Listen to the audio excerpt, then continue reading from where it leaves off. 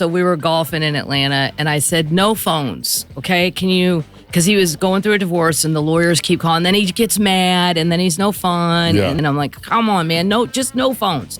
Can we? Well, no, I got to keep it on because the lawyer's going to call. And I'm like, fine, whatever. So we're out in the fairway somewhere, and he answers, and he goes, $5 million? $5 million? You tell that bitch my first wife got a dryer. And he threw the phone. He threw the phone on the fairway. And he goes back to the cart. I go, could I ask why it wasn't a washer and dryer? Fully Loaded at Sea is back. Come party on the open ocean with me, Whitney Cummings, Big J. Okerson, Felipe Esparza, Miss Pat, Joe DeRosa, and so many more, November 19th through the 23rd, 2026. Live comedy sets, live podcast recordings, karaoke held by none other than my wife, Leanne Kreischer. It's going to be bigger, boozier, and birdier than ever. Cabins are on sale now at BertKreischerCruise.com. Remember that chain slapsticks back in the Wichita, Kansas City, Baltimore, strange cities. Here, pull that close to you so I can hear it. Keep going. I love these. This is my favorite conversation. They were so impressed with his bar sales. I mean, I did pay attention to that too. I mean, my people drink anyway. Yeah. They're going to drink whatever they drink. They all drink. Yeah. They're drinky, smoky, gamble. What was the problem with like weed comics? Right. Everyone would get high and go to the show and they just order fries. Yep. And it was tough for a weed comic. 2-item minimums of Diet Coke and fries. The craziest ever with the 2-item minimum. One time in McCurdy's in Sarasota, it was like a Saturday, but backstage there were pieces of cheesecake everywhere, like millions of them. And I said to Les, what the fuck? What's going on with it? He goes, Jackie Mason tomorrow, you know, the Jews. Damn, they don't drink. He goes, so he had to have dessert. I go, will they buy 2 different desserts? He's like, oh yeah, they'll do that. Someone one time told me, I wish I could remember exactly who it was. I think it was Paul Lane. Do you remember Paul Lane from the Des Moines Funny Bone? Oh yeah, the big guy. Yeah. Big man, yeah. He goes, God damn it. Can I tell you who you remind me of? And I said, who's that? And he goes, Ron White. I was like, that's like the greatest compliment I could get. And he goes, yeah, you're an alcoholic. I go, what? And he goes, he drinks just like you do. I swear to God, you guys are like just the same guy. I go, what about the material? He goes, no, he's so much better. He's so much better. It's refined, as your parents would say. It's been worked out. It's so funny because we were talking about this downstairs, but the comics right now, everyone's trying to like so desperately to like get clicks by doing crowd work, which is great, you know. It's like but crowd work for me was always like if it was going bad. Right. I'm actually discouraging that and did for 30 years. And you guys are now telling people to do that. Like it's the polar opposite. That's why I'm glad I'm not in clubs anymore. Yeah. Because I would kill people. Oh. I would just go crazy and go, you have to shut the fuck up. I mean, what do I need to do to get you to shut the fuck up? I'll buy you enough alcohol, you pass out. Promise. I'll buy you all the shots you want. But stop talking. But I guess the young people, they want those, but some don't. Like there's a guy, Ron in Hirschberg. I don't know if you heard of him. He's out in New York. He's very funny. He's acquired taste. But Ronan's like, yeah, I actually have shit to say. I'm like, right. That was the whole point. Yeah. We're supposed to prepare something. Yeah. It's not just random. Hey, how you doing? There were like 2 people I thought were great at that. Jimmy Brogan. Yeah. And Paula Poundstone. I'll pay my $70 to go in and listen to Paula, even if she said I don't have anything prepared. Fine. Yeah. Jimmy, fine. There's a lot that just don't. It's very difficult. I mean. Good crowd work. Yeah. A lot of the clips are, where are you from? Australia? Right. No. Right. Is Outback Steakhouse real? I mean, come on. Stop. It always gets down to the most hackiest. But I don't know. It's like, if this is what young people want to do. Yeah. If it's getting them but how good are the numbers on all that? Like they all say, the young people, I have to have all these numbers or the clubs won't hire me. But are they real? Are those people actually showing up? There's a comic. I don't think so. I hope you didn't know that I'm talking about him.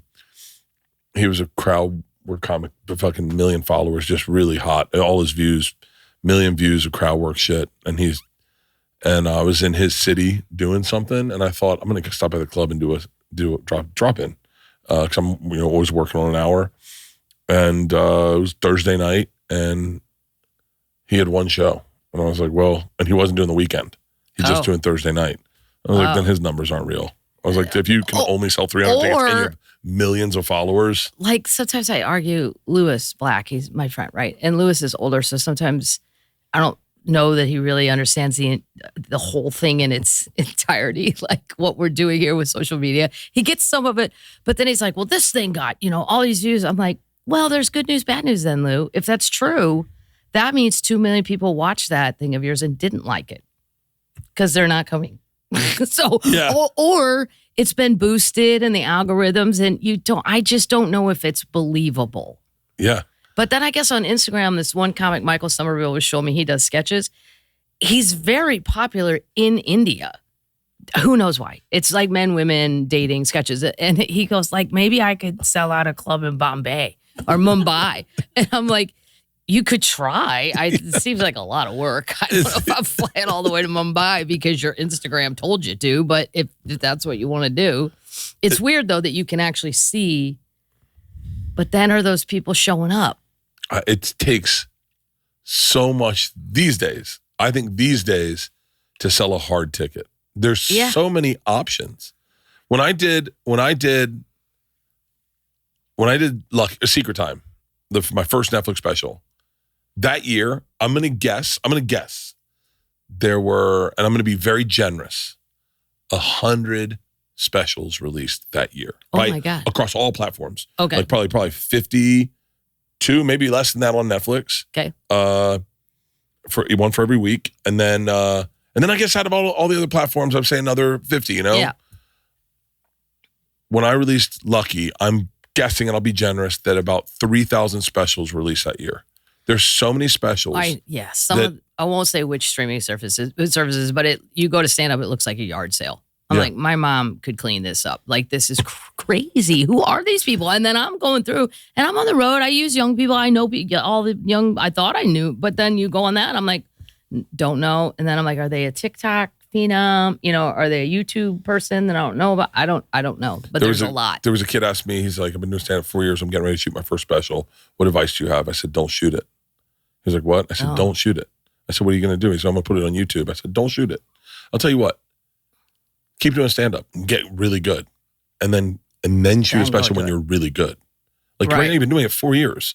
We all thought we were really good at 4 years. Like, I thought I heard someone say about me in the room, he's better than I've ever seen anyone at 4 years of stand-up. And I thought I was the shit. And then I worked with a guy named Tommy Johnigan. I know Tommy. And I could not follow him. He was opening for me, and I was like, who the fuck is this kid? And then I worked with a guy named Daniel Tosh. I was like, who the fuck is this guy? Yeah. What the fuck? Where do these people come from? I was the best. And now I'm the third best. And then Tosh was like, have you met ... and ... and ... all Greg Warren? I'm like, Greg Warren? Where the fuck did he come from? People are laughing. And you think you're good. You don't even know they're on the track. Yeah, I didn't even know they were over your shoulder. Like, who are you? They were lapping me, and I didn't know. I thought I was in first place. They were already one lap ahead. You thought you were the only guy on the track for that amount of time. Well, think about it. So, like 100 years ago, when Comedy Central gave out half hours, there was only 6 a year. That was it. This is the 6. If you got a half hour, you were knighted. Yeah, it was the next stepping stone to that. But there was a cleared roadmap. That's why I do feel sorry for the younger people. Like, I don't even understand the roadmap anymore. I don't know. I would just say go old school, go to the clubs, keep writing jokes, do it the old way, because I don't even understand. I know people get lucky on TikTok and on YouTube occasionally, but I also call them the one-lappers. They got one lap around the country. People will pay, and then they're like, yeah, that wasn't really worked out. They can't do an hour 15. So then I hope you saw the zoos or whatever you wanted to see in those towns, because you're probably not going back. Not like that. Not like you might go back to a club, but you're not going. It just seems more ill-defined. It seems like there's a ton of people, even like HBO Women of the Night. That was a thing. And I was on that. The 5 of us. It was like me, Margaret Cho, Wanda, Wendy, same people you would think of my age. Yeah.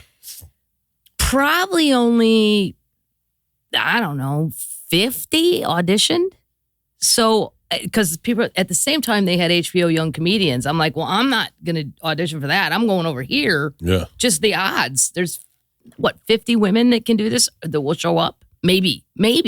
And then the guys, it's going to be double at least, probably triple. And then I got that, but that was only, 50 is probably too high. It was probably 30. So there were so few of us. They only did that. They did it probably 3 years in a row, maybe. Yeah. HBO's Women of the Night, HBO Young Comedian Special. I think like Drew Carey and those guys were all on that. But again, you were kind of featured and highlighted, and people did watch that stuff. And I don't know now. There's 9 million things online to go watch. Stand up, people on YouTube, whatever. I was saying,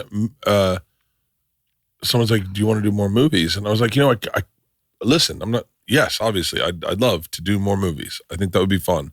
Also, there's this one thing that I can do where I can do a special and people will pay money for it. A network will pay money for it, good money, but more money than I'm going to make on a whatchamacallit. And for whatever reason, I can tell a story in an hour better than I can make one for $10 million. Yeah, I couldn't even begin. And this is let's get to a compliment. What I was saying to David Spade and Dana Carvey today, I was talking about you. And I said, what's beautiful about you is your voice. Your voice, your ability to tell a story is so immersive. My mom sends me your clips every day. I know, it's the reason I wake up every morning. I'm like, you know what? I'm funnier than Bert in somebody's mind. Today, I'm funnier. Bert's at the arena. I'm at the 2,500 seater. You watch me go, Bert. I'm gonna lap you too because of your mother.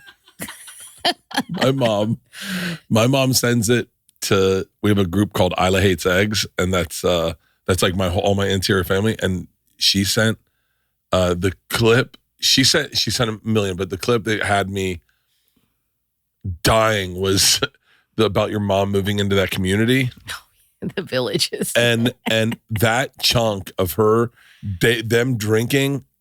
I'm paraphrasing your joke. Can you kind of tell everyone so they can find it? Tell everyone what your mom moved into a community. Well, they were scammers. My parents are grifters sometimes. So if you go down and visit the Villages and you promise to go on their little home tours, and my mom likes that stuff anyway, you can get like free golf and then your condo's only half price. But eventually they're going to catch on. Jack and Vicky come repeatedly and they haven't bought anything. It was like year 3 and my mom's like, I don't know if we're going to get away with it. They paid some, but it was more, there's so much golf.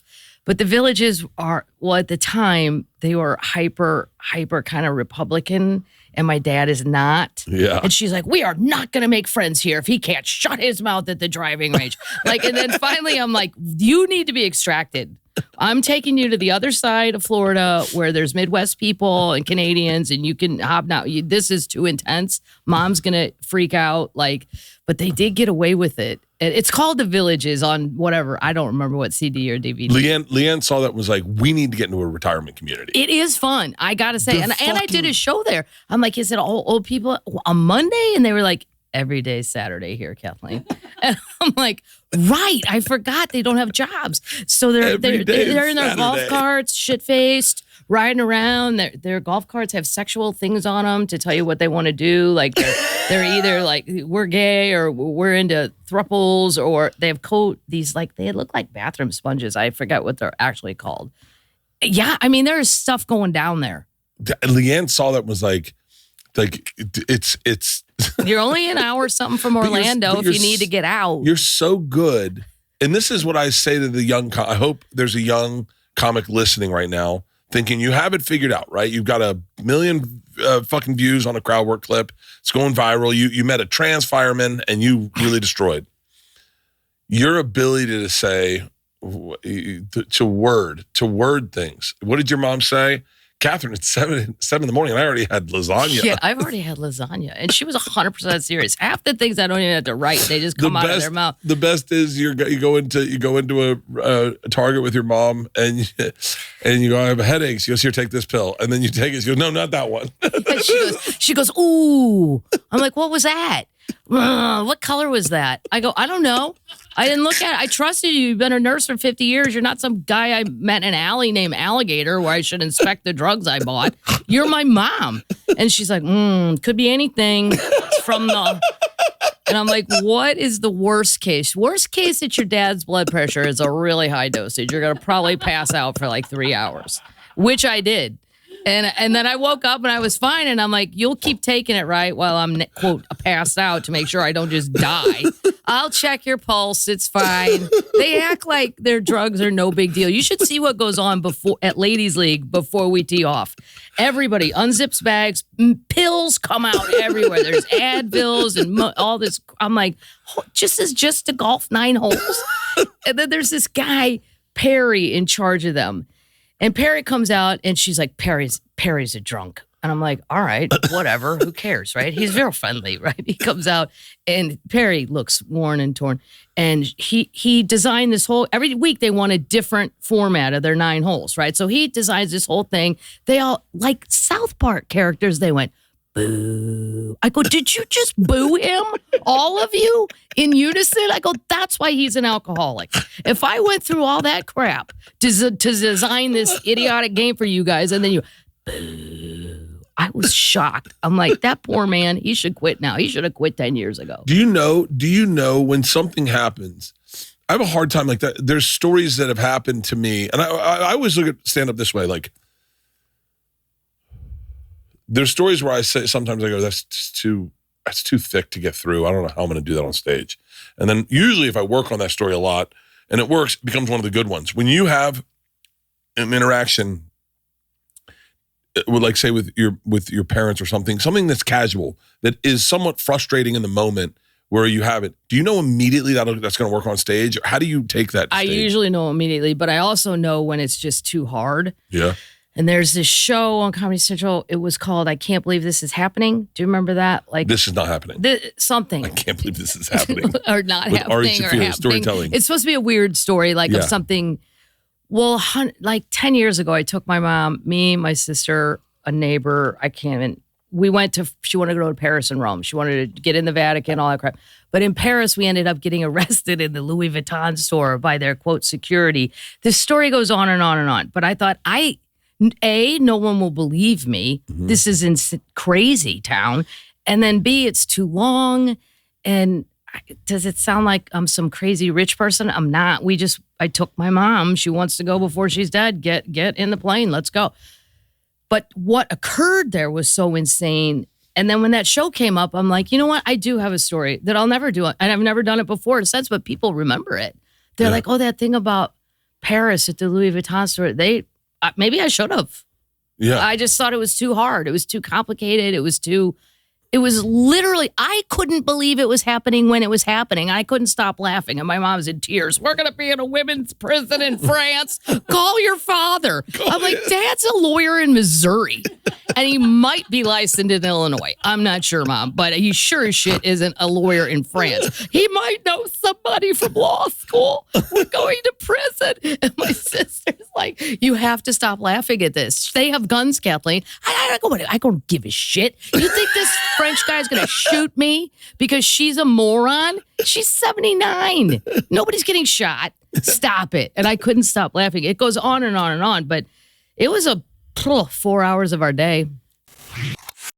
Tired of overpaying at smoke shops and never really knowing what you're buying is legit. I get it. We get it. You work hard. You bust your butt all week.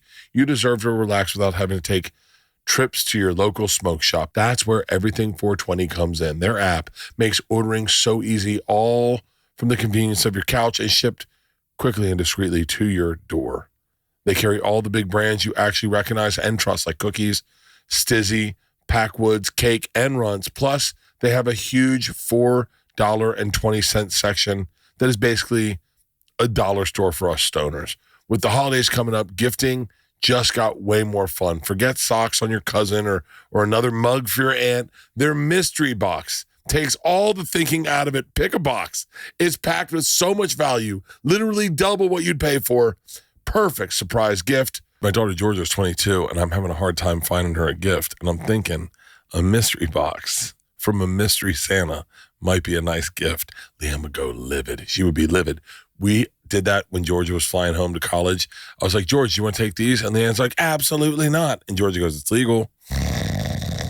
Deals are always happening, and code BERT gets you an extra 15% off. Grab everything you need directly from their app. If you want to keep your finances under control this holiday season, you need to be using Monarch, rated Wall Street Journal's best budgeting app of 2025. Monarch is the all-in-one personal finance tool that brings your entire financial life together in one clean interface on your laptop or your phone. And right now, just for our listeners, Monarch is offering 50% off your first year. Monarch is built for people with busy lives. If you put off organizing your finances like every single one of us, please say I'm not the only one that does that, then Monarch is for you. I've never enjoyed organizing finances.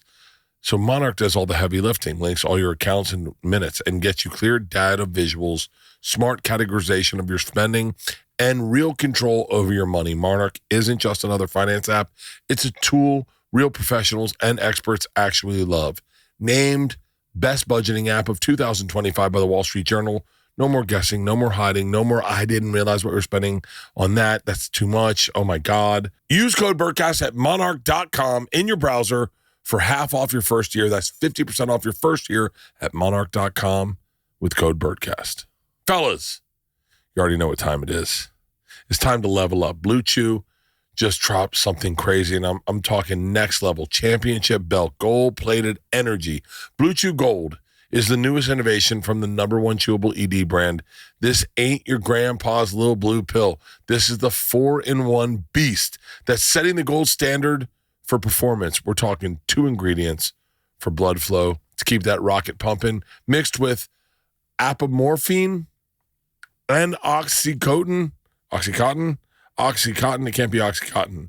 Mixed with apomorphine and oxytocin to turn up the arousal and connection in your brain and your body. Blue Chew Gold dissolves under your tongue and works in as little as 15 minutes. That means you can get it on quicker and stay in the game longer. Elevation without the hesitation. This is peak passion and peak performance in a single tablet.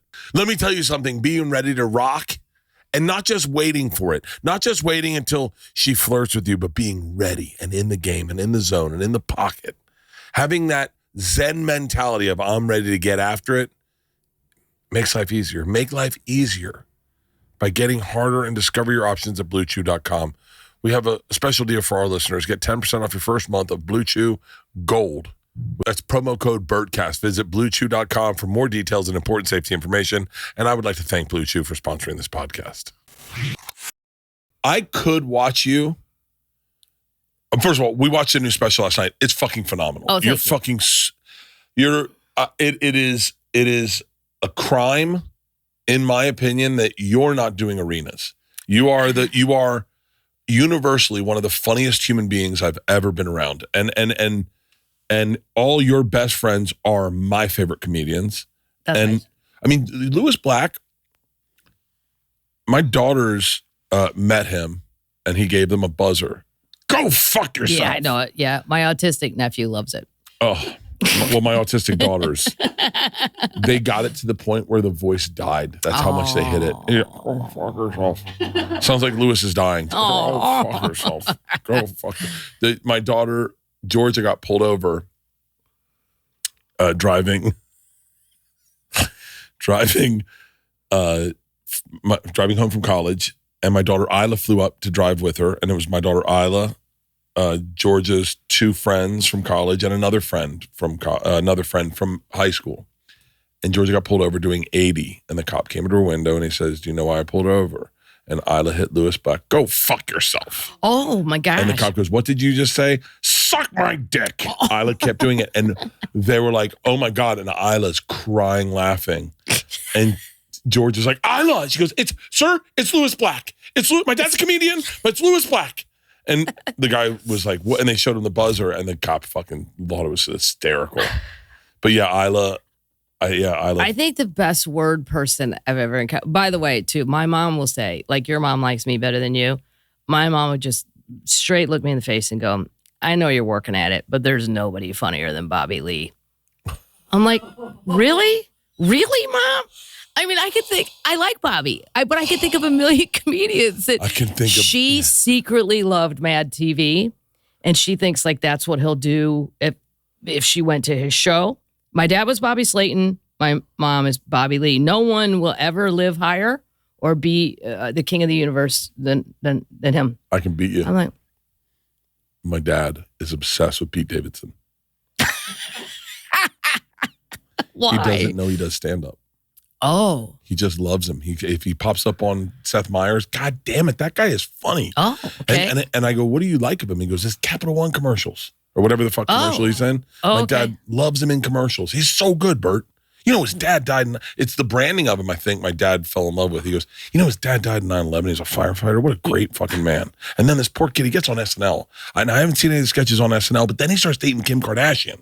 Let me tell you, and he's getting all his tattoos removed. He's getting them all removed, and he's, goddamn it, he's so fucking funny. Wow, he knows. I was like, you should watch his stand-up, Dad, and I think you'd like him even more. And right. He was like, he does stand-up? I go, you didn't know he did stand-up? He goes, no fucking way. Pete does stand-up. Wow, you opened a whole new world for him. He's like, do you know him? I said, yeah, I know him. And he goes, really? And he's like, what do you like? I was like, he's very quiet. And he's like, oh, okay. I even like him more. I don't really know Bobby Lee well enough to like tell him. Well, I would tell him if I saw him. I know him, but not like I would say I know other people. I think the best word person in the world is Ron White. As far as when you say words, like I never heard him do this joke. It's an old clip. He goes, my wife and I smoke pot. She smokes pot and I smoke pot. And the other day she said to me, you smoke too much pot. I said, okay, so let me get this straight. You smoke the correct amount of pot. But the word correct, that's what, it just makes the joke. Like, I'm like, that's exactly right. All of his, I could do his act backward, all the hours of his material backward. And I think when he was a headliner, when I was an opener, so I would watch him, all those guys kept coming through the funny bones. Foxworthy, Engvall, Larry, but Dan back then, doing but Dan had funny jokes before he became Larry the Cable Guy too. They were all one-liners. It was a different style than the rest of us that are just kind of telling stories. But I watched Ron and thought, that's who I would like to be like, where you can just say the least amount possible and still get the joke across. And there's probably more jokes per capita in his act than half the people out there because it's edited well. But that comes naturally to him. Mm-hmm. Like if you sit there and hang out with him, and he says things all day. I'm like, he's so lazy sometimes. Sorry if you're listening, Ron, but why don't you do that on stage? Yeah. And he's like, well, I don't know. I go, what if I wrote it down? Then would you remember to try it at least? Well, I don't know. Odds are no. No, Maddie, I won't. He goes, I go, I know you're doing fine. I know I sound like my mom. I get it. Like, why don't you do that? Why don't you do that? But there was so much left on the table. I'm like, damn, of his whole life. I went to his house one time. Ron White changed the way I did stand up entirely. When Leanne went and, it's a dangerous thing when you start dating someone and they go, can I show you what I think's funny? And you're like, uh-oh. Yeah. First thing she put on was America's Funniest Home Videos. And I was like, oh God, this is going to be bad. And then I watched a clip of a black guy getting scared. And it was the funniest thing I've ever seen. This guy it's during Halloween and the white dad is dressed up as a scarecrow with the candy on his lap. And the black guy's in sweatpants and he's like, pulling his shirt out. And he's talking about some construction work he's got lined up. And he said, I told him, man, I can come in Tuesday, but I'm not coming in on a fucking Friday and he goes to get the candy and the white dad and the scarecrow goes, and scares him. And the black guy just two pieces him, just whap, whap, and knocks him unconscious. Wow. And I laughed so fucking hard. And I was it's funny. It's funny. Second thing she showed me was King's of Comedy. And I went, okay, I can like her. Third thing she showed me, she said, we're going to the movie theater. I want to go see Blue Collar Comedy Tour. And I told this to Jeff Foxworthy. I'm a New York comic. Road comics were like one thing. The South comics were one thing. Yeah. I was like, I don't know. I'm more into like edgy shit. I watched it and everyone was good. Everyone was good. Ron White tells Tater Salad. And it shifted my perspective of what this could be. At the time I was trying to be one thing. I was trying to be an imitation of Dane or of Nick Swardson or someone who was edgy and young. Right. And I watched that story and the most pivotal thing in that story for me was when he said, and I've watched comics steal this one device. I only told you that story to tell you this story. Uh-huh. That moment, I went, whoa. Like it really shifted. And I've told Ron that, but I without a doubt, he changed the way I did stand-up. And like you said, when he's so funny and he doesn't. So much he says in a day. And he's not trying. It would be terribly annoying. I don't have friends that do all that. I was in his house, and I'm getting ready to do a podcast with him. And on a whiteboard, it says, "My feet hurt." And I'm like, oof. He's working on a bit about plantar fasciitis or something. So we do the whole podcast. And I said, is that a new bit you're working on? And he goes, no. I said, well, why would you write my feet hurt up there? And he goes, that's how bad my feet hurt. I wrote down my feet hurt.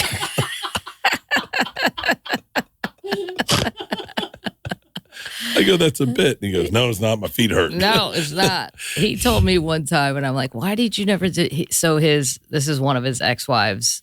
Her mother and his mother were in town. Everybody likes animals. Ron says, let's go to the zoo, the LA zoo. And the woman at the time said, Ron, we're not supporting the zoo. They're like jails for animals. And he goes, well, that is not true at all, because I have been to jail. And nobody gave me a mate to have sex with.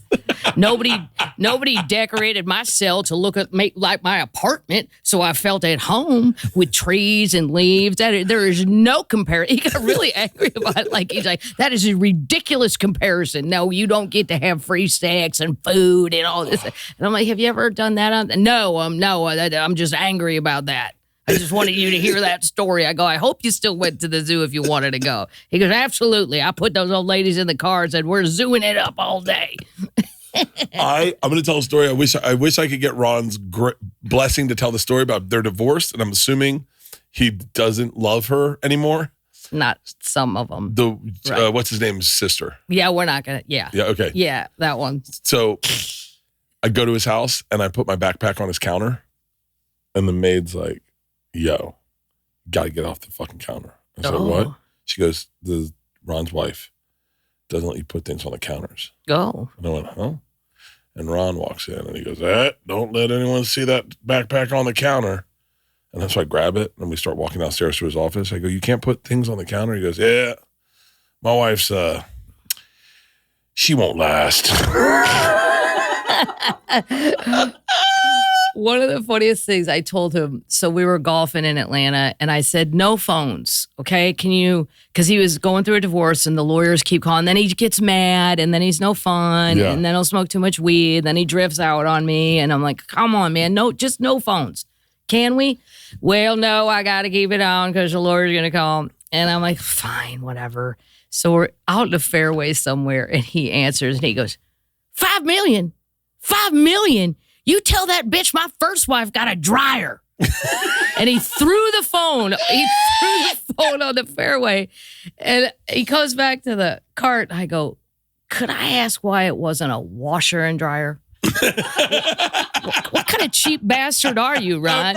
We need the washer more than I need the dryer. I can dry this shit outside. But he's like, well, no, the washer was broke at the time. But it actually kind of brought him back down to earth. Like, do you understand how ridiculous what you're saying? I go, I remember when we were poor. Yeah. Like because some guy, Ron's like, are you hungry? I go, well, I didn't eat breakfast. He goes, hold on. And he goes, I need 2 sausage biscuit sandwiches with cheese and 6 Mick Ultra.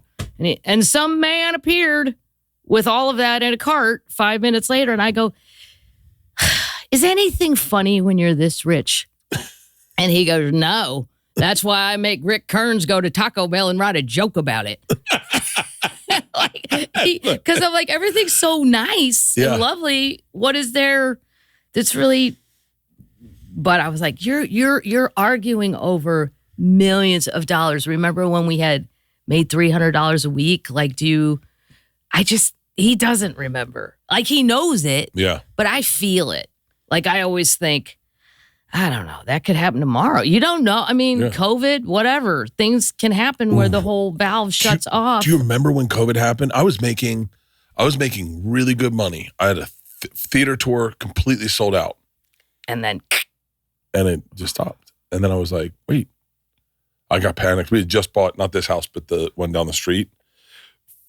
And we were living in our old house. Our old house is the best house. Brian Regan one time walked in our old house and he goes, "This is what a house should be for a family." Oh, and I was like, nice. "Really?" He goes, "Yeah, it smells like a family. You can hear the kids. Like you can." He goes, "Don't get the big house." I said, "Really?" He goes, "Yeah, I got the big house. We got divorced soon after." He's like, "Everyone's in different rooms." And I was like, "Interesting." But we got that house and I was like, touring ended. And I was like, "Well, what are we doing for money?" Like, well, hold on. And I was it like, sounds fun. Yeah. I get to be off for a while. I was like, but I just paid fucking a ton of money for a lot that we're letting sit there. I remember I threw a temper tantrum. I'm really good at temper tantrums. But one more Ron White story. I could do this all night. I could do this all day. So I'm at the mothership and I'm doing, I think I was doing an hour. I don't know why, but I was doing an hour or maybe I was just closing the show. And some people start yelling in the machine. And I'm like, the only reason I got to say this for real, and the only reason I tell the machine every show is because I could listen to Ron White tell tater salad. I could, yeah. Every show, yep. Every show. Yep. If he said, and I know Ron doesn't tour anymore. Maybe I guess every time I talk to him, he tells me he's retired. He's not. He's doing casinos everywhere. If he said, "Guys, this is a tater salad tour," I'll tell that every show. I mean, it would sell fucking crazy. Yeah, they'll yell it out if he doesn't either. Yeah, and so, and I've never heard him tell it in person ever. I've only seen it in that really? one. Never heard him tell it. So they're yelling out the machine, and I was like, "Guys, I'm just working out here. I'm just working out new stuff.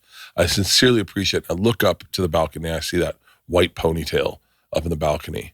I go, "I'll tell you what. I'll tell the machine if Ron White tells tater salad." And everyone's like, "What?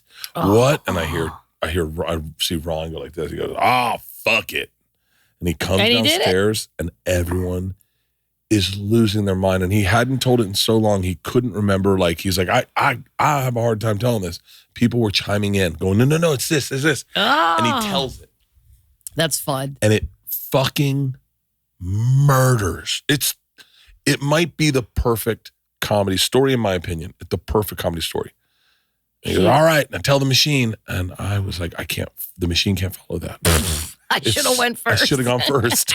I had to do material, Kathleen, to let them forget about it. And then I told the machine. Well, he could have done you a bestie and just bought a 5 minutes of time there in between you guys. Oh, he was He came up to my house in Nashville during COVID because I was like, "What are you doing?" He goes, just that, my friends are old and everybody's scared. I go, "Come up here." Because I'm golfing every day and fishing. I could not believe the vacation I was told to stay on. Like, I felt bad because I was having so much fun and I know people are sick. And I'm like, I'm not going to say it too loudly, but I'm having a great time during COVID. So he came up. We went fishing and golfing. We went fishing in the morning, then golfing in the afternoon. Then we're back on. I got a big old front porch looking at the lake. And he goes, "Isn't it amazing how seamlessly we've slipped into retirement and are completely happy?" I said, "Yeah." He goes, "Turns out that 8 o'clock show is the only thing getting in the way of my fun." I said, "Me too." Yeah, I don't care. I mean, I needed to. I don't have Ron's money. I need to pay some more bills. You've been doing theaters. I remember the first time you went. Isn't that crazy? I remember when you made the jump to theaters. I remember that. That's crazy. I remember that. And they're like, Kathleen Madigan's doing theaters now. And I was like, wow, that's fucking awesome. And you've been doing theaters for longer than I have. It's just as long as Tom Segura has, at least. That's like, what, 7 years? 8 years? Probably more like 15. 15? Yeah. Hold on. Let me think. No. You're right. You know why I say that? I say that because... 20. Wow. So I think last comic was like 2004.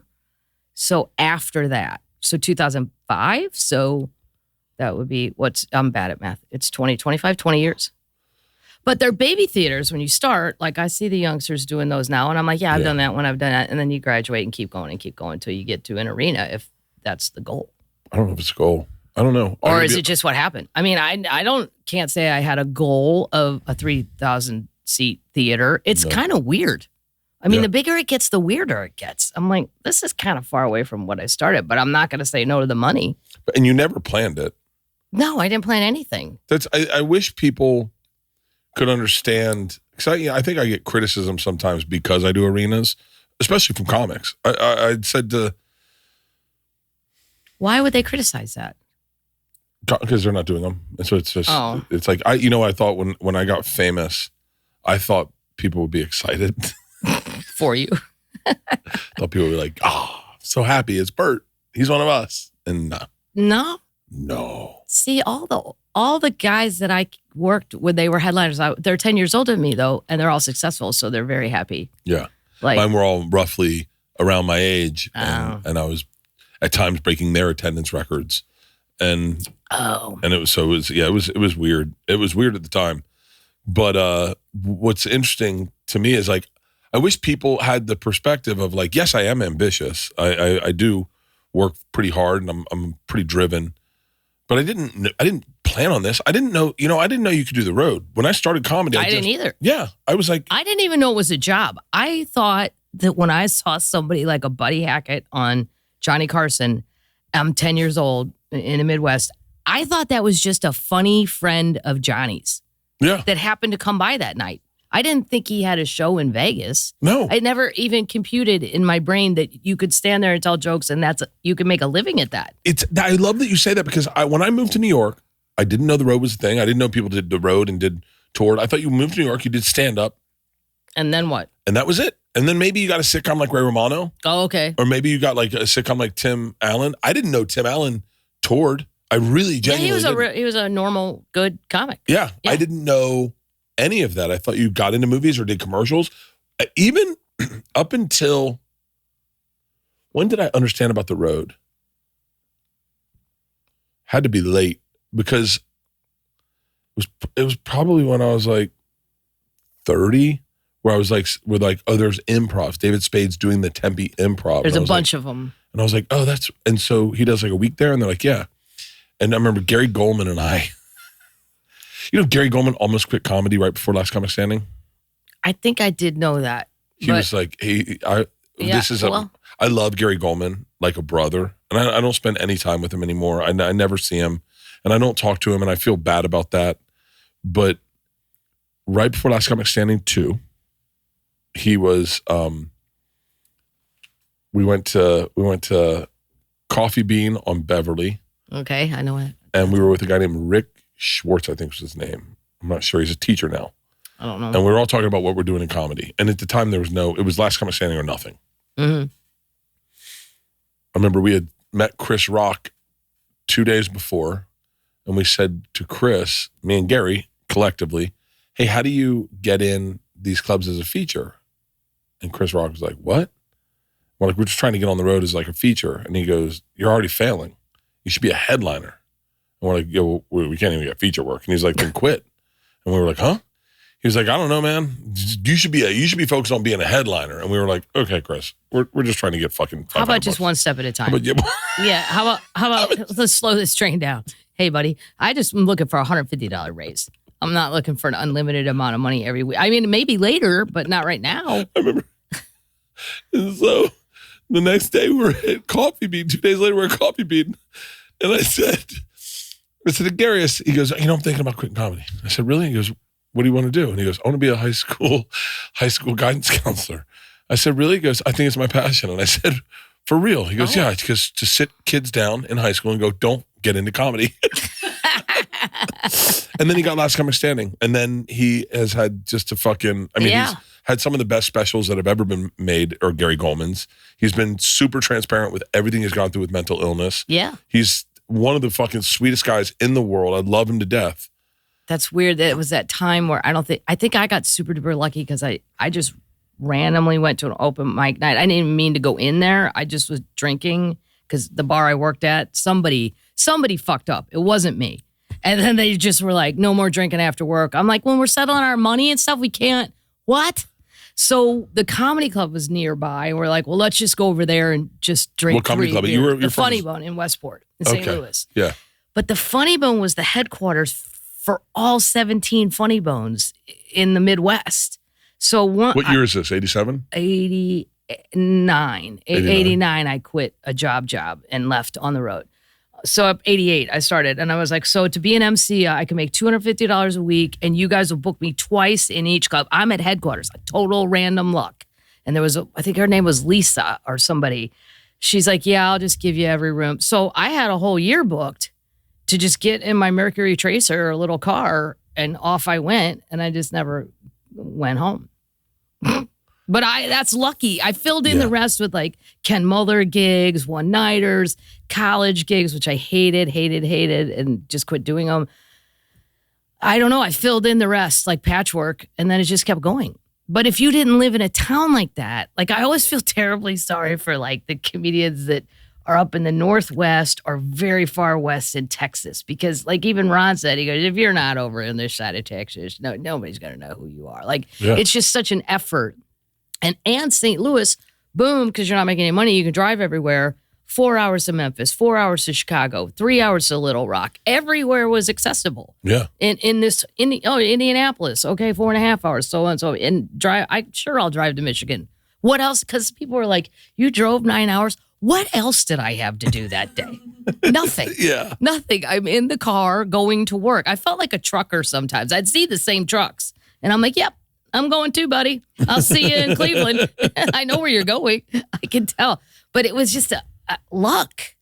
Like people with these vision boards and all this stuff. I'm not saying it's bad, but maybe sometimes just go into a bar and see what happens. Just go live your life, do what you like, and then maybe the rest will follow. You're sitting here planning stuff and planning things involves other people. You know, I like to talk and be in a bar. Those are my two favorite things. Well, that's what I do for money now. I'm just the only one talking, hopefully, for like an hour. You said something I want to get put on a shirt. Just go into a bar and see what happens. Yeah. I got so lucky. And just I was mad at my bar, which I did love, but now some idiot drank too much. Okay, fine. I'll go to this bar over here. And then I met all these fun people, and me and the other bartender tried comedy too. We both did. We're like, because we sat and we were always there on Mondays because we got off early, and we're watching. Can you bring those drinks over? You want another one? Yeah, I'll have a Yingling. This is so good. Yeah, it's been so long since I had a good Pennsylvania. Yes. That we would sit in the back on Mondays and watch open mic night and know that I'm not saying Roseanne hilarious. Yeah. But I know I've said something funnier today than what I'm hearing these people on open mics say. So when people go, who are your comedy heroes? People that sucked, people you'll never know, because they're the ones that made me think I could do it. Because I'm like, well, I'm funnier than that. But we were just really trying it as goofing off. Yeah. And then this guy that was locally famous with TV commercials and a radio guy, he came up and told me to keep coming back. He goes, you can actually do this. And he looked at my friend Mike. He's like, I'm not sure about you. And he walked away, and Mike's like, what was that? I go, dude, I don't know. I don't even know that guy. I have no idea who that man is. I mean, I know of him, but I don't know him. It was just random luck. Luck sometimes happens. Everybody forgot about luck. Not me. I named my last special Lucky. But I'm the luckiest motherfucker because honestly, Kathleen, I live my life by what you just said, and there you'll never know if you don't show up. Like right, I watched. You got to go out. My first what's it called? Showcase. ICM 1999, I'm guessing 98, 99. ICM at the Laugh Factory. The lineup is, I can tell you the first two people. I can't tell you what the rest, but I can tell you who they were. First two people is Scott Henry, then Earthquake. I love Earthquake. I love Earthquake even more now. He changed my life. Then it's supposed to be like Dane Cook, Nick Swartzen. I love Nick. I remember Reno Collier was on that lineup. Yeah. I think Chicken might have been on that lineup. Oh, yeah. He got that big deal at Montreal. Yeah. It was a crazy fucking lineup. And the lineups gets posted and chaos ensues. And Bertcast clients, all of which I was one, all start bailing out. They're like, I'm not going after Earthquake. And then I go, I'll move Dane. Dane's, I'm not going after fucking Earthquake. And they start going. And Barry comes to me and he goes, hey, would you mind going after Earthquake? And I was like, sure. I don't know any better. And I'm like, yeah, I guess. And he was like, well, he's a really strong comic. And in my head, I knew I had a joke about names. So I thought Earthquake could work in it. And Earthquake fucking murders. I mean, he goes second in the lineup and he murders and the room is at a buzz. Kathy Griffin was hosting. But I remember having a mentality of like, well, if I don't go up, then nothing will happen. I mean, I'll save face, but nothing will happen. But if I go up, I just roll the dice. I just fucking show up and see what happens. And I went up, and my first joke was, my name, it's a dumb joke, but it worked so good. My name's Bert, hot, sexy name. I'm probably sure you're thinking, do you do porn? No, Bert's the last name you hear in sex. Some chick on top of you going, Bert. And then in the thing I went, shh, call me Earthquake. And huge fucking, and then I murdered, and I got offered deals through the ass. I got a That's deal great. at CBS. So you just went in and see what happened. Yeah, but don't leave. Here's the problem, and not to get I'm dying to know if this is in your algorithm. And listen, I love Peter Attia, Gary Brecka, Andrew Huberman, all these. My buddy Brigham. I work with Brigham and Denise. I love all these fitness health influencers, but what they're missing out when you hear a dialogue listen, you got to get before in the morning, get in the gym. You got to work out, cold plunge, sauna. You got to get your vitamin D. You got to do gratitudes, and then you got to bust it. Listen, work hard. I love Cam Hanes. No one cares. Work harder. I love Jocko Willnick taking pictures of the sweat on his thing. They inspire me. Okay, but I tell you what, the fuck is missing is going to a bar and see what happens. That's life. Yeah, that's fucking life. That I think people are overscheduling, overthinking, and overtrying. Everybody needs to calm down. And I blame this all on Oprah because she started it.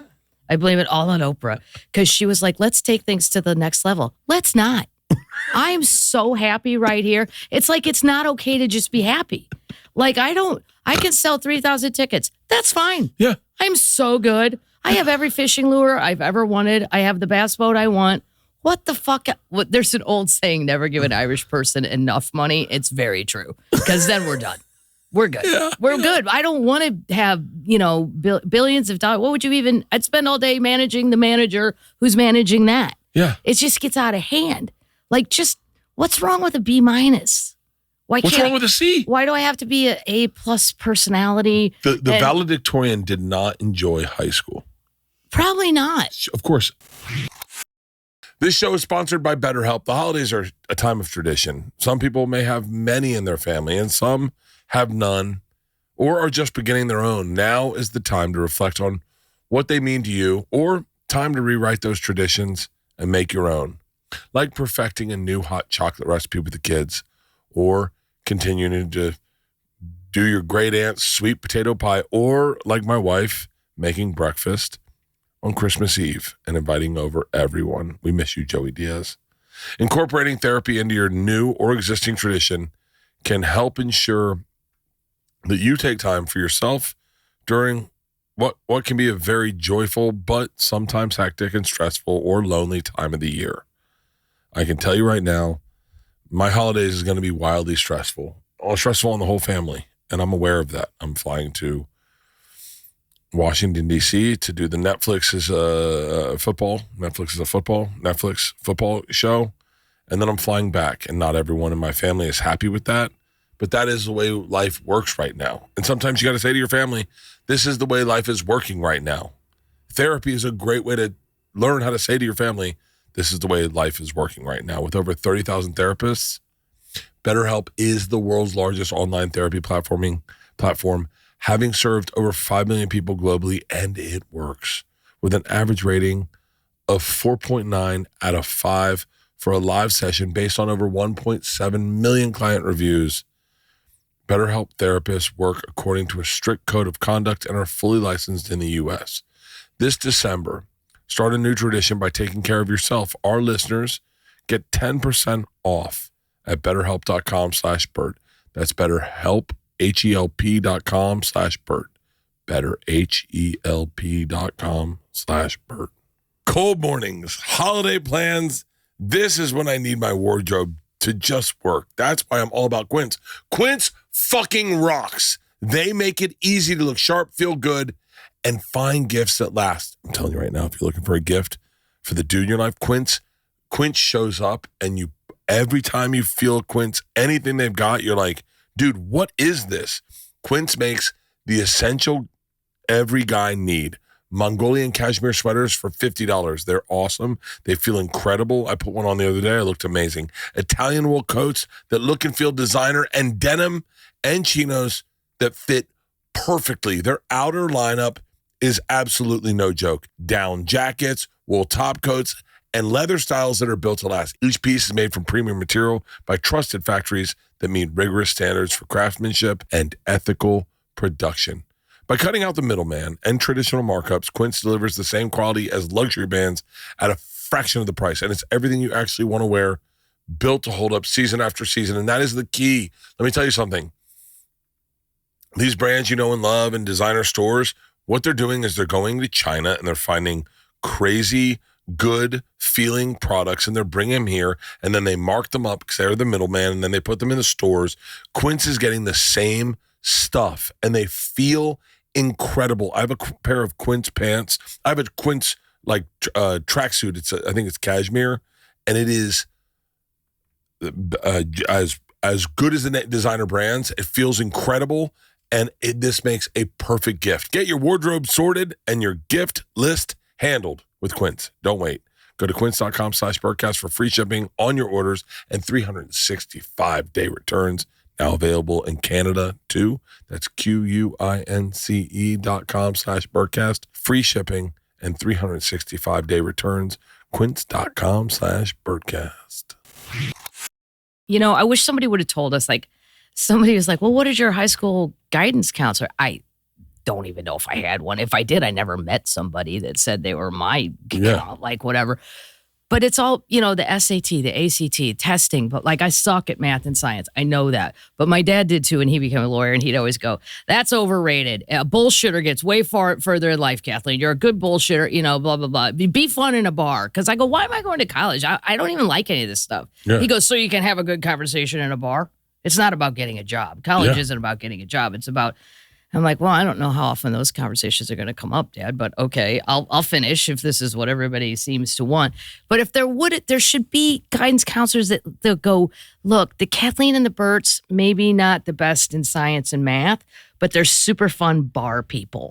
Now, what do we do with that group? Like somebody just like, if I didn't do comedy, I would own Madigan's Pub.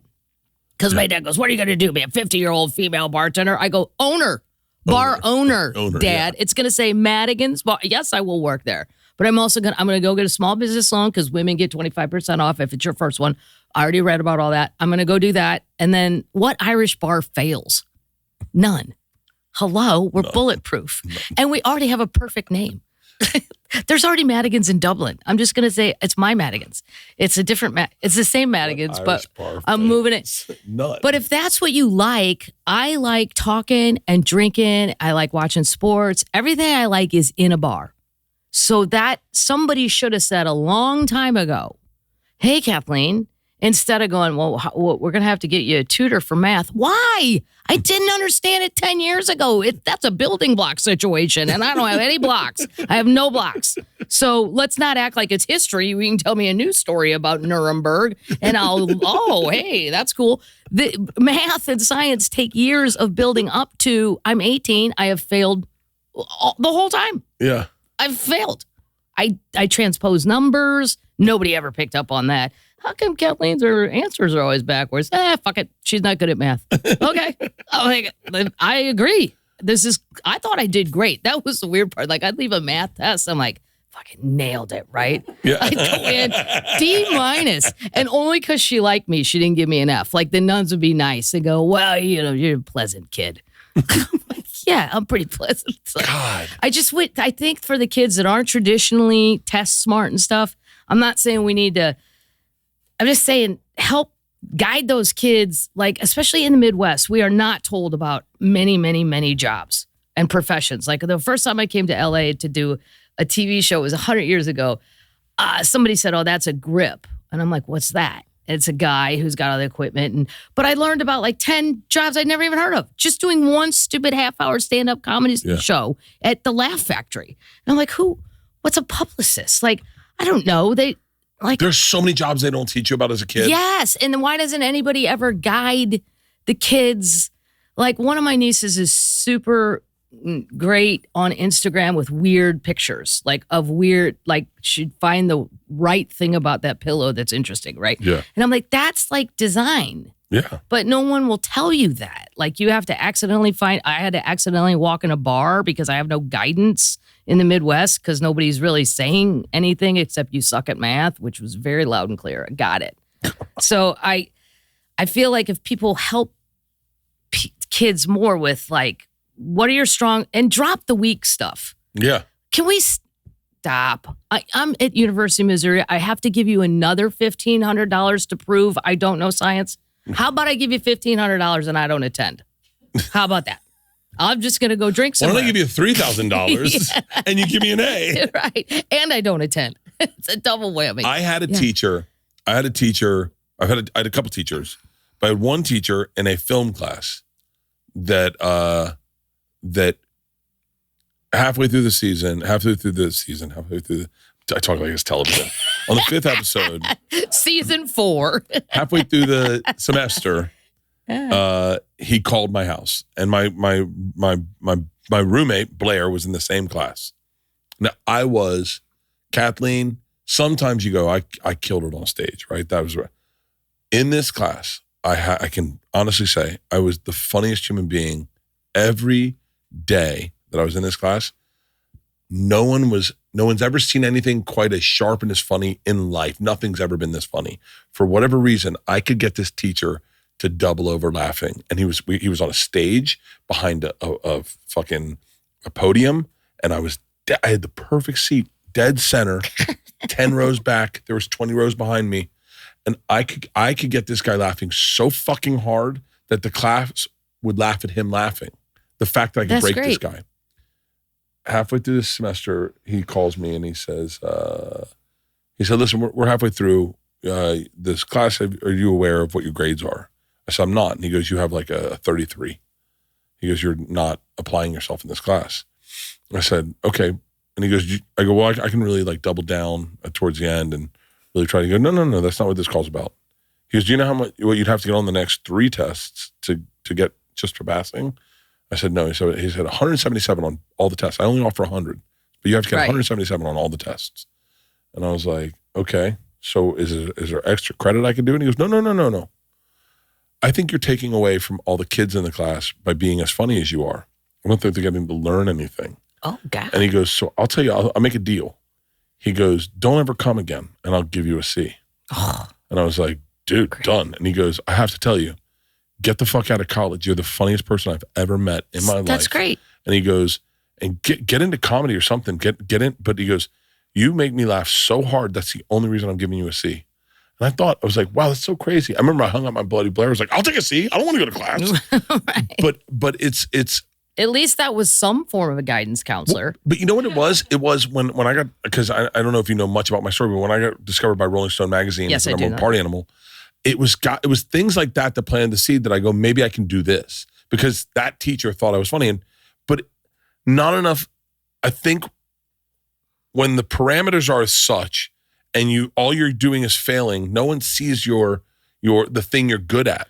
Right. Except sports. Or just in general. Kathleen is a social and a people person, and I love traveling. I did try to be a flight attendant. I was too short, and they didn't tell me that till the 3rd interview. I'm like, you made me fly all the way to Miami to tell you, I'm not 5'2". You got to be 5'2". I don't know if I think it still applies. It was 5'2", no taller than 6'2". So there was a height max as well. But I had gone through 2 interviews. They flew me to Miami. And then the measuring tape came out. And then, of course, one of my gay guys friends goes, you didn't put lifts in your shoes? I go, only gay guys know about that. I would have never thought, I need to put lifts in my shoes. Like, I told them the truth. They have a reach test. 5'1.5". God, that's funny. Yeah. So, but I mean, like, airlines, good job for me. Social, go travel, people. I hate the general public, but I love the general public. It's a love-hate thing. You get sick of them, but I'm way better off there than an office or something. Yeah. Like, at least I could figure that out. Like, I'm going to go work for TWA. That's what it was at the time. That's how old I am. I have I have a guitar here and I have a guitar case, and I flew to New York on TWA. Oh, yeah. Oh, I flew a shit ton back in the day. Mm-hmm. But I'm obsessed with the fact, Kathleen, that that's not more of a motto, is walk into a bar and see what happens. And see what happens. When people go, I don't know, I did something, I don't know, it might have been the last special or something. And they're like, is this cool that like your dreams are coming true? I'm like, oh, no. I thought I was going to be a jockey. That was my first thing because I went to the racetrack with my dad every Friday night. And I'm like, I'm really short and I look awesome in green satin. And I looked it up. There's a lady, Julie Crone, who was one of the most successful female jockeys ever. I'm starting right here at Fairmont Track in Illinois. Yeah. I'm in. Like that would have been like when you say dreams, or I loved Heart. I loved Ann and Nancy Wilson. I thought, wouldn't that be cool to be like them? And then I tried to get my sister to go along with my dreams. She wasn't having it. We were definitely not going to be Ann and Nancy Wilson. She don't even like people. So we never got the band along. No. But I mean, if you didn't know this was a job, this couldn't have been your dream. Yeah. It's impossible to say, if you didn't know that. If you did know it was a job, maybe so. Like I do know comics that are, I don't know, around my age or so, where they knew that like Buddy Hackett was a stand-up and they knew that you could work in Las Vegas for a week back then and make $250,000 for those guys did back then. But this is someone else's dream I'm living. Oh, I went to one comedy. It's a wonderful dream. I'm not against it, but it wasn't mine. No, I went to one comedy club in college right before I tried stand-up for the first time. What was there? What club? It was in a Holiday Inn out on Monroe Street, and I think it was like a Comedy Zone, I'm assuming. Probably. Because I think they were based out of Jacksonville. The Carolinas, too. And Jacksonville, yeah. And the comic on stage was like, his joke was, I was in the front row with my buddy Eddie, and we brought dates. And the comic's joke, he was not doing great. And the punchline of his joke was, we were floating down the river with the styrofoam cooler. And it didn't land. And he waited for a second. And he was like, ugh, in his head. And I looked over to my buddy Eddie and I went, oh, a styrofoam cooler. It's so much funnier than a regular cooler. The audience went crazy. And this guy shot darts at me with his eyes. And he was like, and I remember those eyes. And I was like, oh, fuck. I was like, and then I went up to him after the show, and I was like, hey, man, you're really funny. And he was like, yeah, go fuck yourself. And I was like, oh. Yeah, I was like, no, I was just trying to help. And he goes, you didn't help. And I was like, huh? He was like, you didn't help. I was like, how did you get into comedy? He was like, I don't know, man. Good luck. And he walked away. And I was like, wow, weird. Yeah. And I was like, I think I fucked up his night. But I wish I knew who that was. I wish someone knew whose joke was floating down a river with a styrofoam cooler. I wish I could find that guy. Maybe if we Googled it and if we rabbit holed it on YouTube. If anyone but the problem is back then nobody was really filming stuff. Yeah, like we didn't have phones and all that kind of to do a deep dive of what I don't mean this. I mean this out of my own insecurity. Is like I've overshared on Instagram. I've overshared on podcasts. I've overshared I didn't know that this was the plan, right? Like I got an Instagram and I put my kids on there because my friends, I wasn't famous, and my friends could see that. And it was all my friends. And if you were a fan, sure, you can see my kids. And then next thing you know, I all of a sudden, it's like my kids have to have private profiles. People are trying to have sex with my kids. And it's if they want pictures of funny, but they want pictures of Isla's feet. And it's like creepy as fucking shit. And we're dealing with this at a very young age. I mean, a very young age, George and Isla have people sliding into their DMs and like, that's weird. Oh, it's so fucking intrusive, but I created it. You are not of the social media. Like you have a podcast you started in 2020, I think just because COVID. I've always been, I really, really loved Twitter because it was words and I'm better with words than pictures. Like, and for a long time, Twitter was like an open forum where we're actually having fun and everybody, you could have opinions and all that. And then it all kind of went south and it's just a lot of bots now. And I think Elon bought it to break it. Florence and the Machine have this song, I built this ship to wreck. I think he bought that ship to wreck. Yeah. Like it just became, so Instagram, I'm okay. I post clips or whatever, but it just, Facebook, I can't even, it's too overwhelming. There's too many of my parents' friends. Like I told my mom, you are now actively trolling me. I'm going to hide you, and you're not going to fucking know that. You're just going to be like all of a sudden, and I'm going to tell you, I don't know, it broke. You're never going to know what happened unless you stop. Because my dad found these fan pages. He was very upset I wasn't answering these people. I'm like, Dad, I am not in charge of random Facebook. Facebook, I can't. There's too many old people involved. My uncles. I'm talking people over 75 that love it. Yeah. And but most of it's my own family. Like trolling me and criticizing me. And here's the thing. I go, I got something for you, Dad. You answer them. Can I? Yeah. Go ahead. Answer them all day. Just because some lady in Alabama really likes me doesn't mean I'm going to I would prefer those people come to my Facebook page if we're going to do this. I mean, if we have to, if I must. But yeah, I think I do enough to keep it going. But like I didn't overshare. I just wouldn't have thought of it. Yeah. I don't know. It just didn't. Twitter, I did. I probably overspoke. Like I just saw a thing that like they can go back 10 years on all your social. I'm like, can they go back to like a BlackBerry? I need to know the exact year we're talking about. How about the T-Mobile Sidekick, the one that looked like the pinball machine? I owned that thing too. I don't know how, but like I probably, if I went back, I probably said shit on Twitter I shouldn't have said. Oh, but who cares? I mean, it's too late. Listen, the cat's out of the bag. I mean, I figure there's enough people that hate me that they would have found it by now. Or it's like I look at the internet as the Indianapolis when it went down, and I feel like one of the soldiers in the water, and I go, my foot's not getting bit yet, so I'm just gonna keep my head above water. Yeah, and like Twitter, I'm just gonna let it die.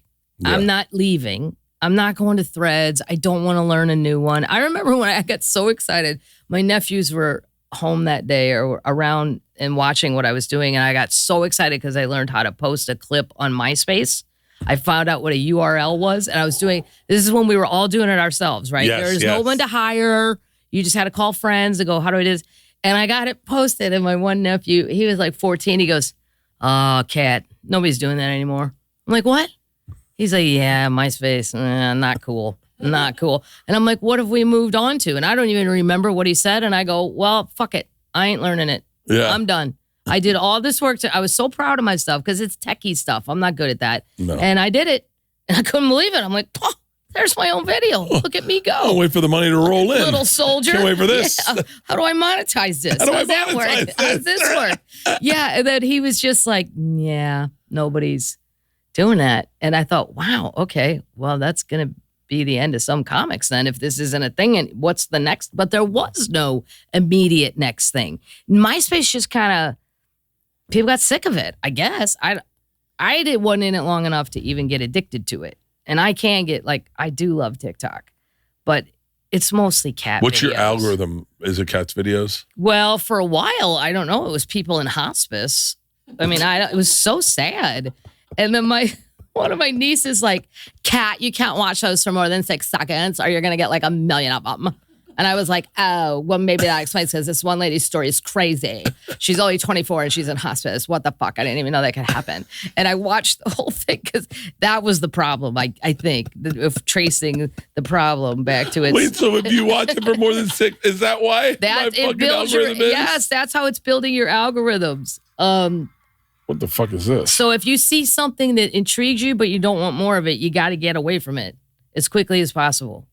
Can I tell you what I started doing today? Should have never done this.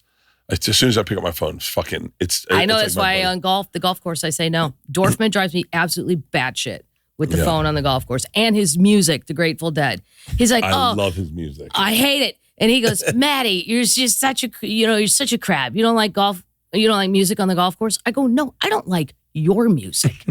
Let's turn on Morgan Wallen over here in my Sunday morning country mix, and it's lovely. Yeah. This xylophone, I'm like, Dorf, I don't do edibles. I don't know what's going on in your head, but it has no relationship to the real world we're living in right now. Brian Dorfman is my promoter, probably your promoter. He's your favorite. If you have a comic that you love, he's probably their promoter. Yes. He's got the best taste in comedy, in my opinion. Yes. And everyone, I think he's Nate's promoter. I think he's everyone's promoter. And he's fun as... He's the funnest fucking guy in the world. My sister goes, you do a lot of things with him. I go, every woman needs a 15-year-old boyfriend.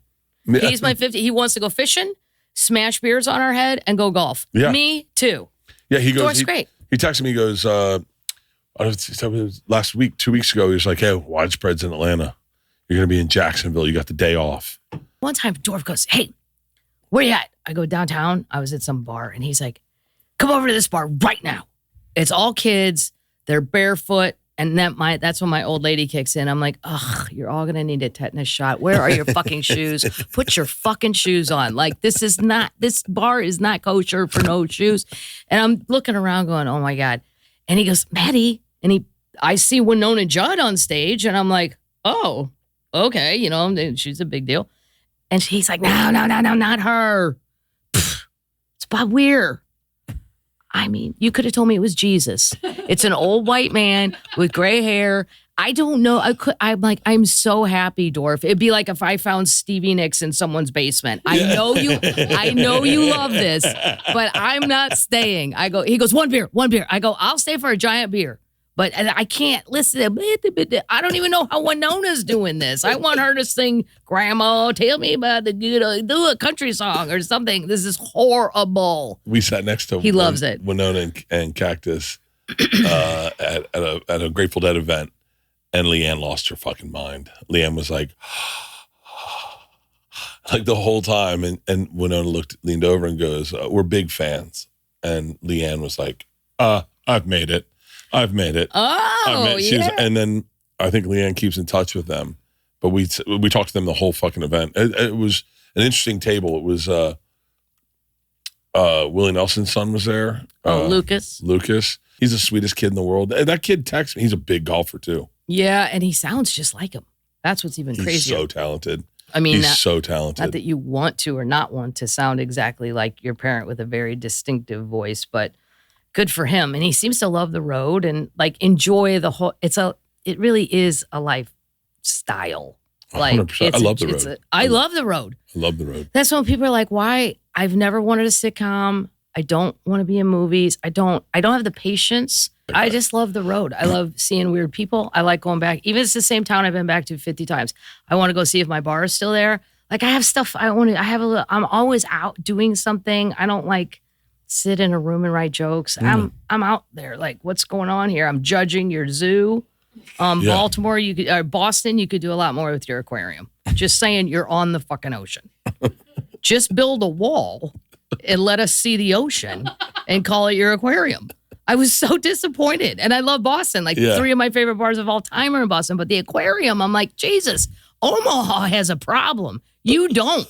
You're on the ocean. Omaha has a problem. Omaha's got to recreate. I love Omaha. I do too. I love But Omaha. for an aquarium, it's hard. They've got a great downtown in Omaha. Not downtown, but like this great place with all these old shops. Town. It's Old Town. Or they call it something like that. And there's an old spaghetti warehouse down there with the salad bar that's like very, very old school. I could live at that salad bar. Every place has got its spots.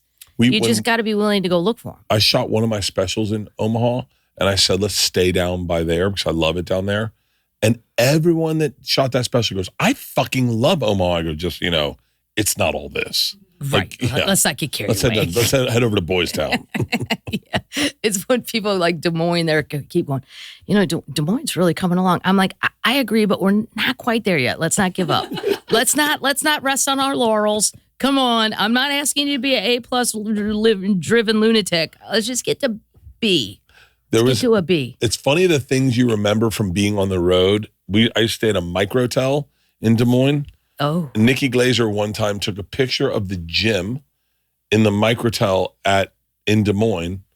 It's right next to not a Culver's, but like one of those types of burger restaurants. I love Culver's. And she took a picture and I texted her. I said, you're in Omaha. You're in Des Moines.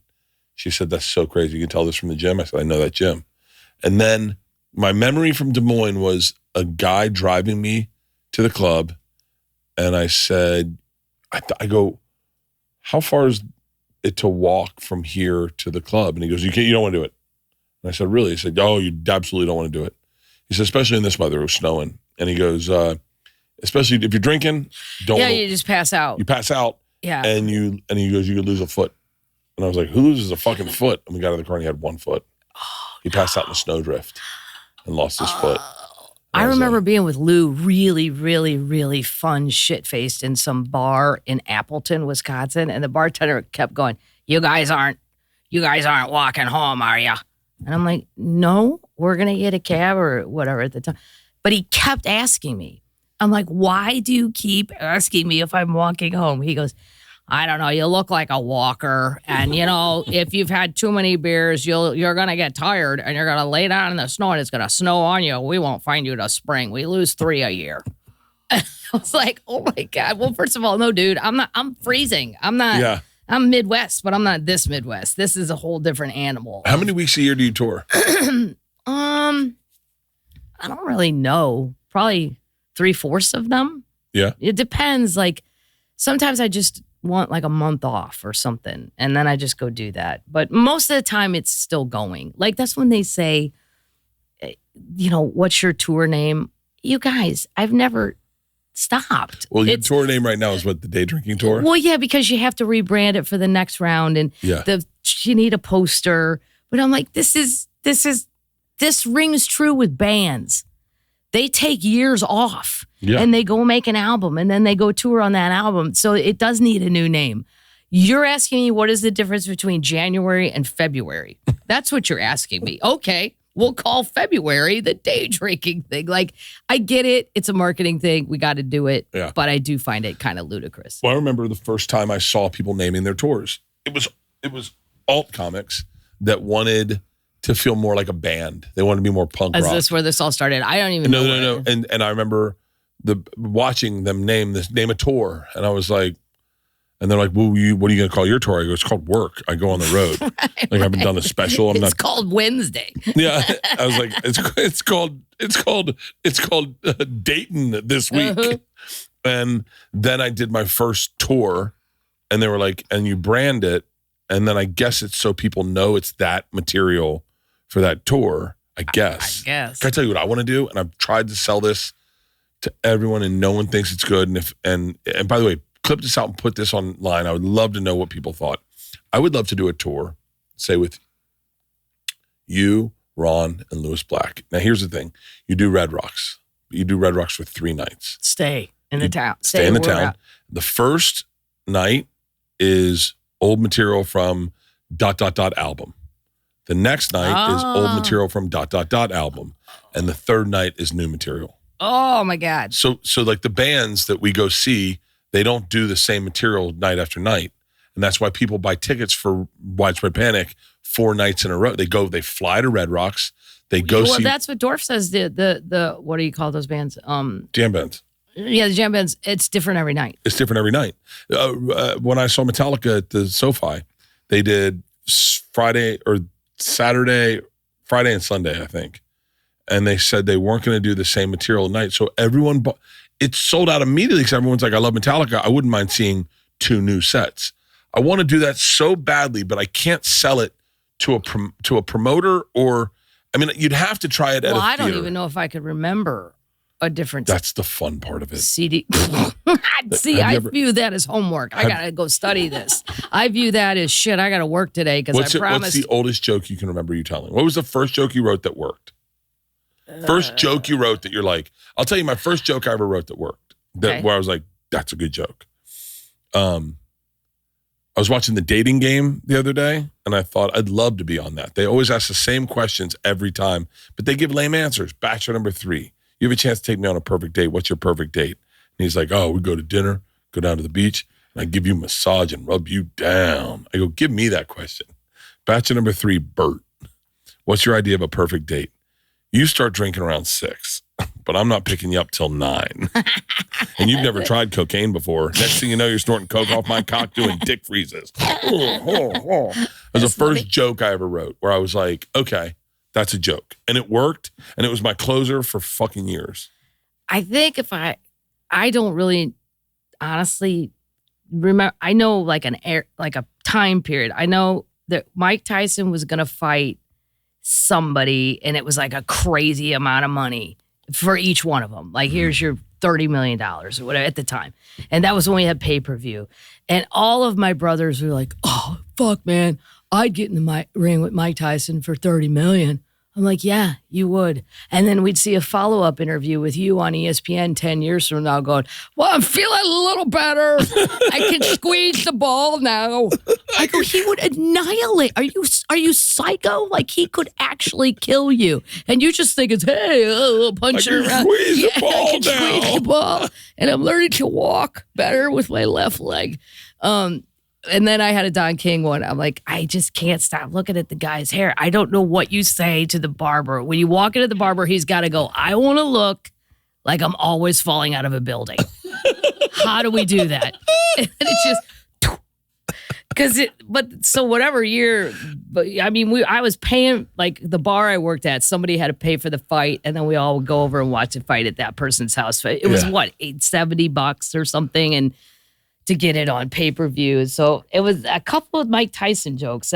And then a figure skating. The Olympics were on in 88, so some Olympic jokes. And there's always a couple Catholic jokes in there that I don't know that I could remember anymore. Do you ever write jokes where you go, that's too easy? Yeah.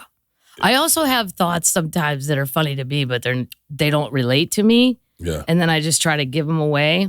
I haven't been very successful with that. I'm like, seriously, it's a good joke. Yeah. It's just waiting for somebody to do it. Like, I can't do a joke about being a bald man. Oh, what is it? I'm like, well, a long time ago when they started with all the like Rogaine, all the hair treatments, right? I'm like, look, I'm not even a sci-fi person, but I've seen Star Trek: The Next Generation. They're still bald, and that's year 3048. So guess what? We just give into it. We're not fucking fixing baldness. Jean-Luc Picard is handsome. I'm sorry if your head doesn't look like that, but you got to have the right head for it. Daniel Tosh gave me the greatest joke one time. I had a joke about wanting to date a black chick. But for me, it was a big act out about every black exploitation movie and then me inserted in it. Okay. Tosh goes, I have a great joke that I can't use. It doesn't work for me, but you should try it. I said, what's that? And he goes, I've always wanted to date a black chick, just as long as she's never had sex with a black guy. Such a great joke. But I don't know. I was always weird about using other people's jokes because I was like, well, sometimes it doesn't fit your cadence. I don't mind a punch up. I don't mind a punch up. But Greg Fitzsimmons, and Greg Fitzsimmons is so fucking talented. And he gave me a punch up. I was on this story I told about putting my dog down. And the funny part about it is it was a bull mastiff. Oh. And so she brought, I'm giving the joke away, but she brought someone. We didn't know why she brought someone, but she brought her boyfriend or a guy. And the whole time I'm like, what the fuck's this guy doing here? What kind of date is this? And then at the end, he asked me, can you help me move the dog to the car? And I realized that's why she brought him. And I go, she must have, at one point, you have to learn that in your job. I bet she was standing in the living room over a St. Bernard like, fuck, I should have killed this closer to the car. And that was his line. I should have killed this closer to the car. Yeah. I love that. I wrote a joke doing, David Spade and Dana Carvey today were talking about how they didn't enjoy their high school reunions. Yeah, I didn't even go. For real? I would never go. Wow. Well, I went to school in the Ozarks for 2 years, and like there was only like 35 of us, and I'd say at least probably 10 are still coke addicts. So how many is that? Don't you have a place in the Ozarks? I do. Yeah, that's right. There's a big lake in the middle of Missouri, Lake of the Ozarks. I was going to jump on your guys' show, but my dad got sick or something. When you did Camdenton, there's an outdoor thing. Yeah. It's around there.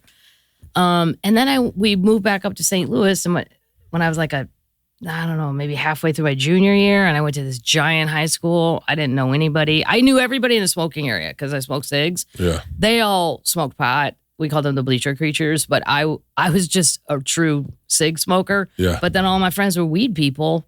That's where I hung out. But when I go to a reunion with my weed guys from the smoking area, I'm good. I'm not getting on a plane for that. And the people I did like in high school, I still speak to. Really? Yeah, I think that's a problem with Facebook too. We're going to reconnect you with people from 30 years. No. Sometimes relationships dissolve or evolve or move on. And that's the way life's supposed to go. Mark Zuckerberg, I'm sorry you don't have any friends. I'm sorry you're a complete goddamn nerd that nobody wants to be with or talk to. So you think this machine will then make people feel bad about not hanging out with you. I don't want that. Yeah. No. But I maybe if I'd have gone to the same high school for 4 years and, I just didn't have that route. Ugh. So I can't even, no, I wouldn't want to go. I go to other people's high school reunions. I would do that. Yeah. There's that old clip of Janis Joplin going, I can't wait to go back because I'm famous now. And then I'd like to go to hers. I'd like to watch Janis Joplin go back to all these uptight Texas people and say, yeah, this is who I became. And that'd be fun. Yeah, I don't know. College reunions don't exist. There's no reason to go. I don't even keep in touch with that many people. You know what's so funny? Leanne said the other day, we need to start making more friends. And I was like, do we have any friends? And she's like 2. I go, that's it? She's like, yeah, it's just me and you. And I was like, well, does she mean couples or like Dorf is your friend? I know, but she doesn't. First of all, I think she thinks everyone business is business, right? Okay, so that's not like. So she can't really. Okay. And then like, I never realized that with comedy. I always thought like, I know we're all co-workers kind of, but those were all my friends. Yeah. Yeah, I always thought like. That's why I was comfortable moving to LA because I called it a BYOF, bring your own friends. Yeah. And I would go to the Improv and there's Scott from Texas and Chip from Ohio. I already had friends. Do you remember the gay guy, Scott? Scott Kennedy. Scott Kennedy. Yeah, he was one of my really, really good friends. How's he doing? He died.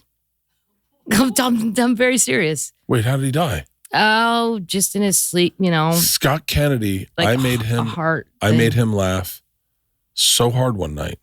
Scott Kennedy. Yeah. He used to wear football jerseys everywhere. Yeah, FUBU jerseys. FUBU, for us, by us. Yeah. Yeah, and the thing is... He died? Yes, he died. Of course he died. Like probably 7 years ago. Oh. Yeah.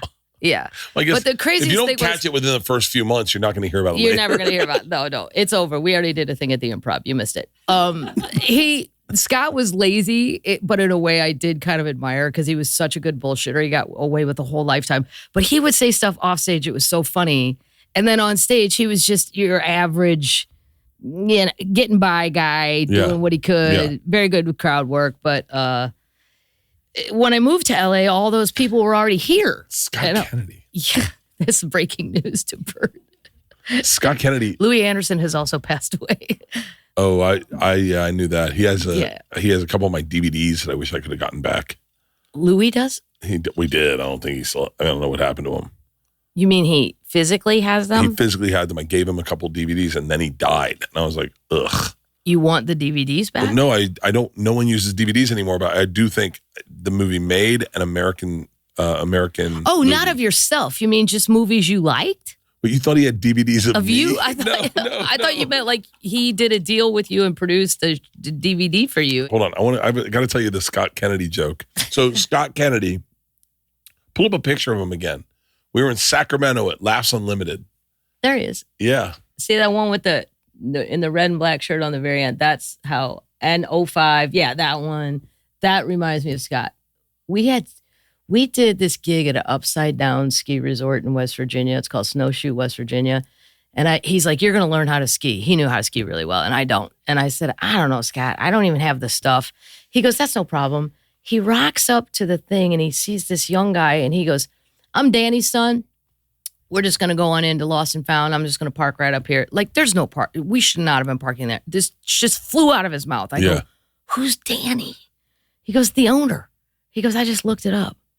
He goes, he's got 3 sons. You think this critter fucking knows what his kids look like? So we pull into the Lost and Found. He goes into the kid. They're like, they were in boxes. It would say Kids XL. So he goes into Kids XL and he starts putting all these clothes on me. He goes, there you go. I go, Scott, these aren't my clothes. I can't take. He goes, you're going to give them back in 3 days. In 3 days, you're going to give them back. But right now, you got a little snow outfit you didn't have to pay for. And it did fit right. And it was all one. He was such like I don't want to say a con man, but like a bullshitter that it just made me laugh.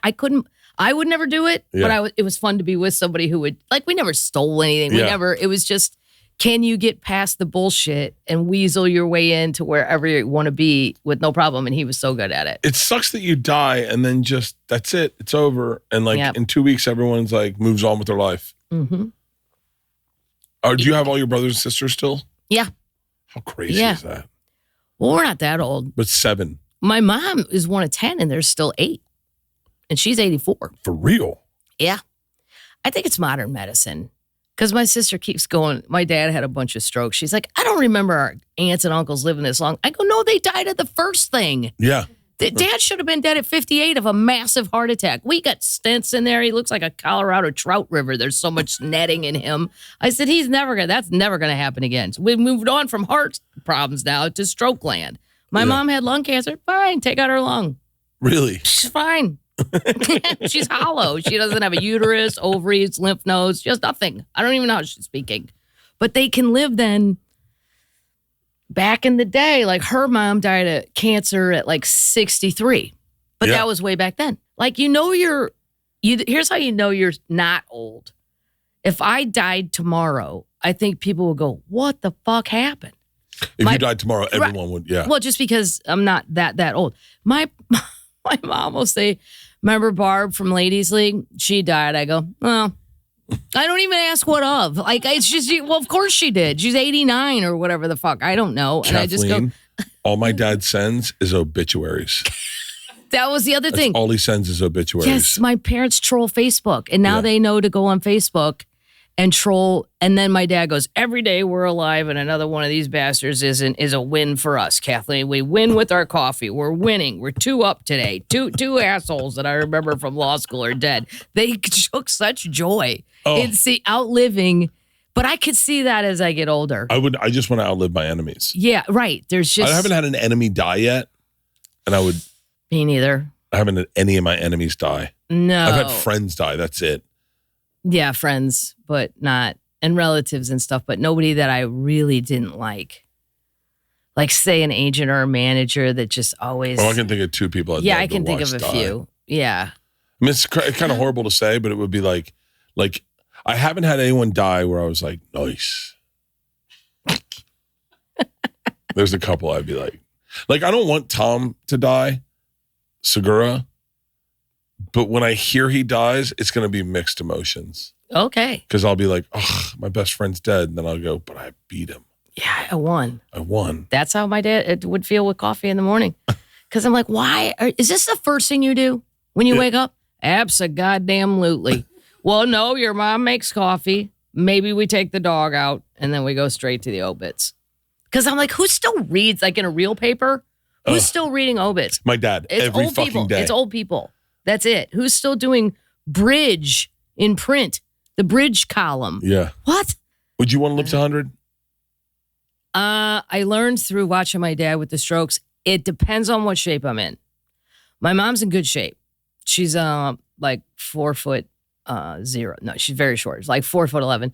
And I don't know what's going on, but I call them her tiny, tiny Chinese steps. She only takes tiny, tiny, tiny, tiny, tiny steps. Oh, it's because falling is the fucking end of your life. What happened to a stride here, Mom? I know we're both short, but come on, 15 steps for one. And she motors. But like if I was in my mom's shape, yes.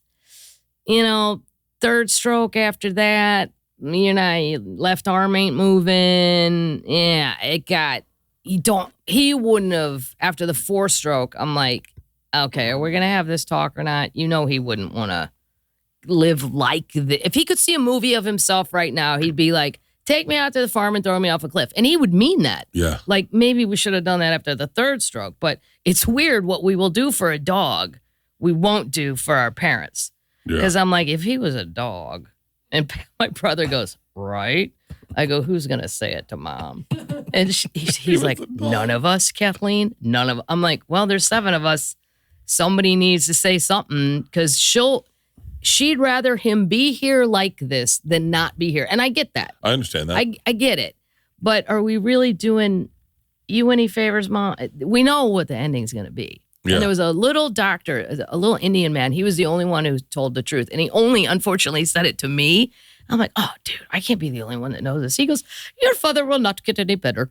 He will remain like this. His hand will not move. They could do therapy, but it won't work. And he will have another stroke and he will die. I would say by Christmas. Dude was so close to right. Really? Middle of January. And I'm like, well, he was only 2. But I didn't want to tell my mom, like, she believed in the therapy. And I'm like, look, I'm not anti-physical therapy. If, you're 20 and an athlete, yes, all that stuff works. But the stroke thing, it's just, you look at Joe Kennedy. It goes all the way back to Joseph Kennedy. You see him in the wheelchair, those pictures on the, my dad's whole side, that part of the brain, they show you on a CAT scan. It's just gone. Really? It's a gray area now, or white. I forget which was good or bad, gray or white, but it's definitely an area that doesn't function.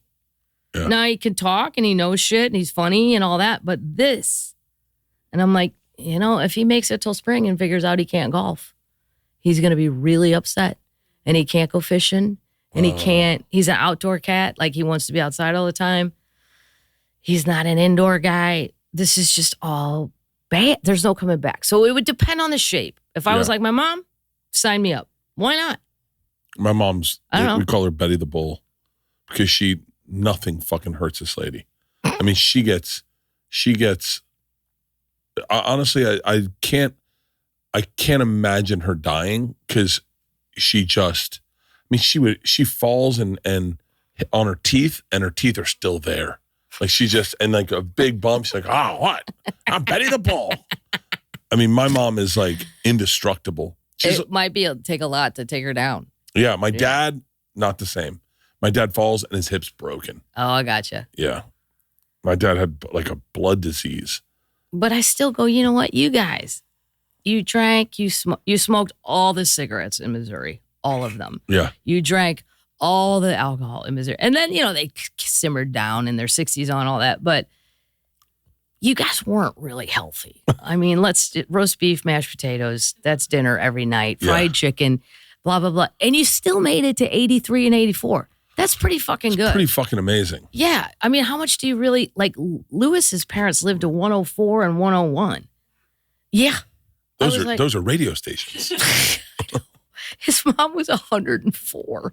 And Lou's brother passed away a long, long time ago. He had one sibling, Ronnie.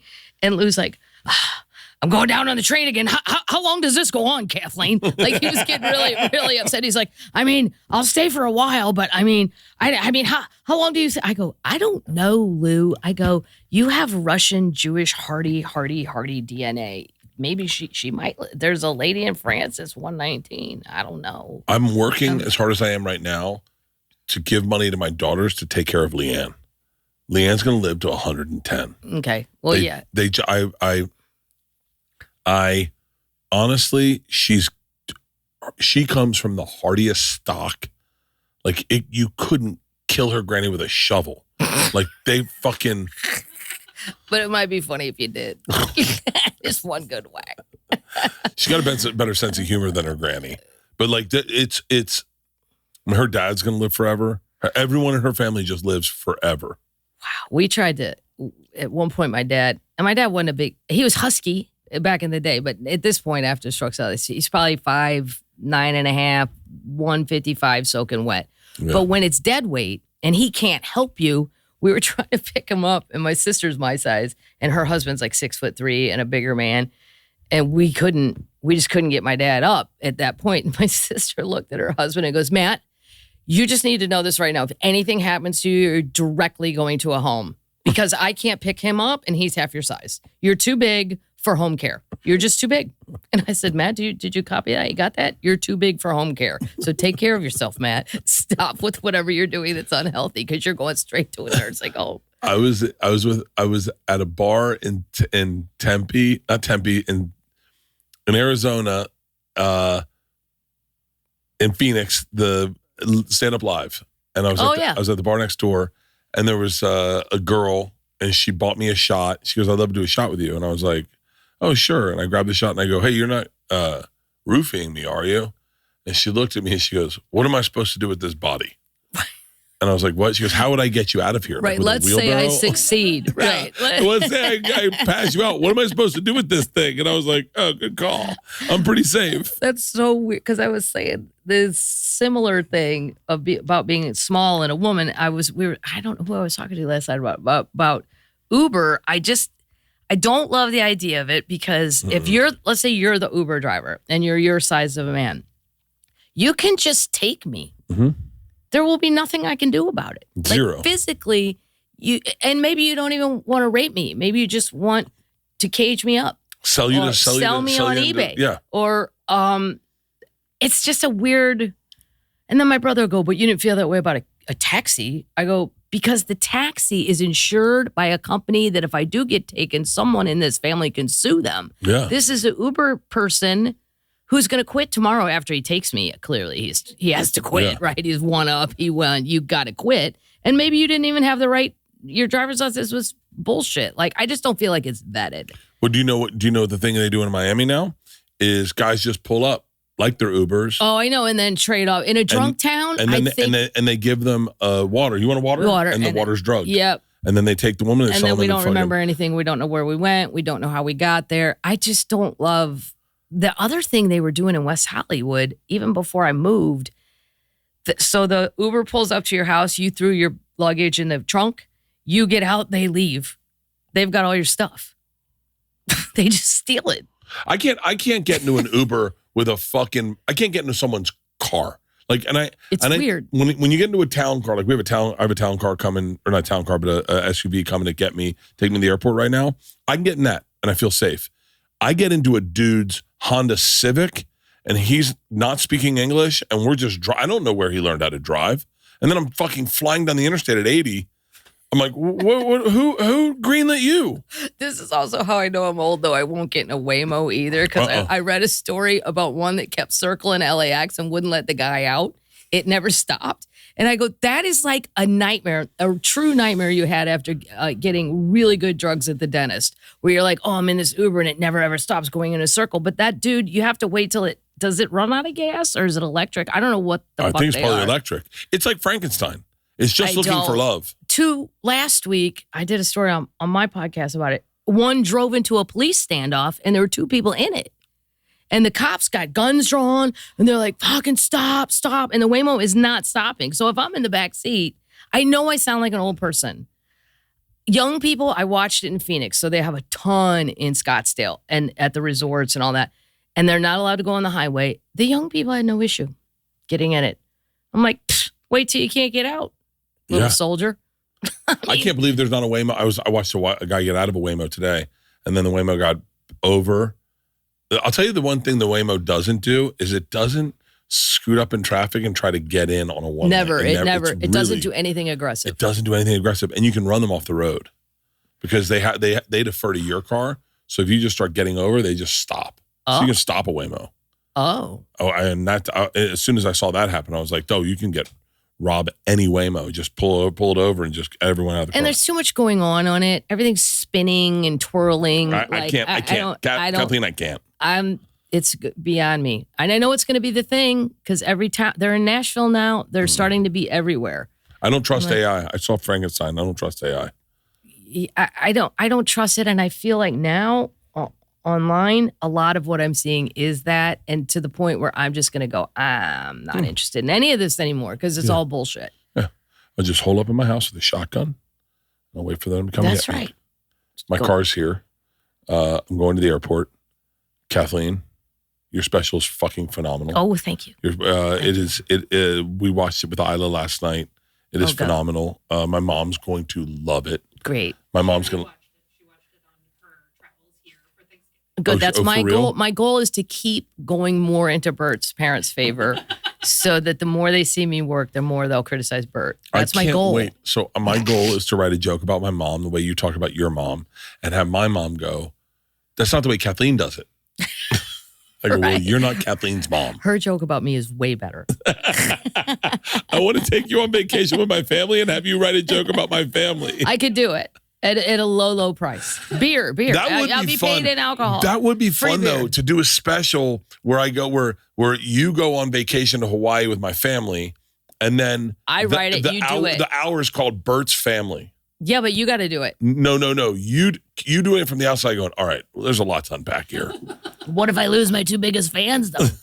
What if they don't like the jokes about them? What if they're sensitive? And then I'm like, shit, I just lost two of my homies. Her podcast is called Madigan's Pubcast. Yes. Her tour is on sale right now. It's the Day Drinking Theater Tour. And this stand-up special, The Family Thread, you filmed it at the Pabst Theater, which is one of my favorite theaters. Love it. And there. And it is on Amazon Prime. Yes. It is out right now. Everyone should go watch it. Kathleen, you are, if not the perfect stand-up, one of the perfect stand-ups that I know. You are flawless. You are so talented, and it is a joy to call. It is. I feel very privileged, considering you're my mom's favorite stand-up, to call you a friend. Well, thank you, and I just want to say you have wonderful beers at this place. Just a wonderful potpourri of choices. I haven't had a Yingling in 2 years. I know, right? It's such a sweet surprise. Yeah, when you drink a lot.